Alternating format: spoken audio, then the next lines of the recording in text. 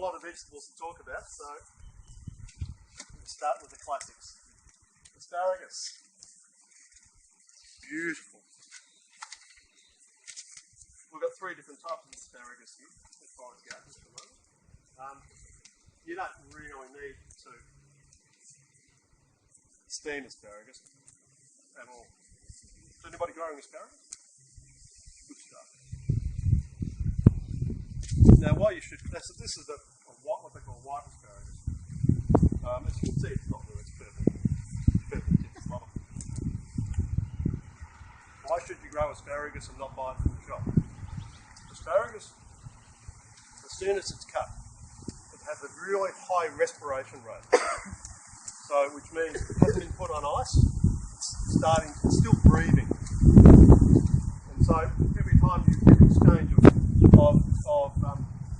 gases from the plant, it's losing energy very, very rapidly. Asparagus just keeps going. If you put it in the crisper drill, it'll basically die. I think it's about, what is it?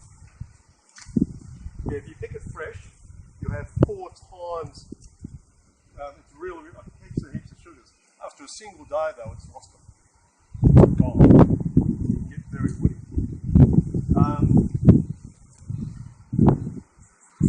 Yeah, it loses about 50% of its antioxidants within 3 days. And about 70%, 80% of the sugars in 3 days.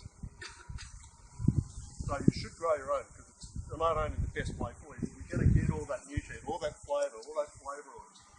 The easiest plant in the world to grow. You need, on average, we say you need about 5 plants for average household, probably 10 if you've got a reasonable sized family. And that'll provide you asparagus spears for about 7, 8, 10 years. Really good plants to grow. The purple ones too are even higher in antioxidants. They're about 4 times these green ones in antioxidants. So the purple ones are really good. Do the varieties you have here grow well together?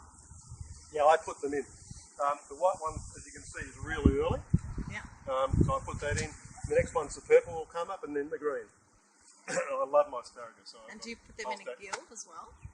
You can, yeah. What do you use? The trouble with asparagus, in a cultivational sense, is they grow like this, and they're really easy to get weedy. So you need to put them in a ground cover. I grow violets over the top. Things like that. It takes 4 years before you can really start harvesting. Okay. Our plants are now 4 years old, and we're continually cultivating new ones. So we try to sell 3 or 4 year old plants, so you'll get an instant harvest.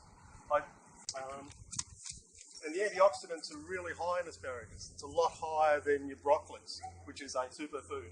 Yes, everybody's heard of these superfoods. They're fantastic, but much higher than broccoli. Much, much higher. Yeah. Like, you know how you've got the guild with the corn and the beans and the squash, yep. Does asparagus have its own like little buddy system? Yeah, you can plant it. You can plant it with things like the cresses would be fine. A lot of these different plants. Okay. We can go into that later. Yep. Now, steaming asparagus will increase the antioxidant content by 30%. Okay, don't boil it, steam it. A lot of things get better when you cook them. It's actually a lot healthy for you. And when you get them from the supermarket, have a look at the base of them. If they've got little pop marks in the hole where they've been cut, don't buy them. They're old. That's how you tell. And if you get them and you get the two bunches and rub them together, you've got to squeak. If they don't squeak, don't buy them. They're too old.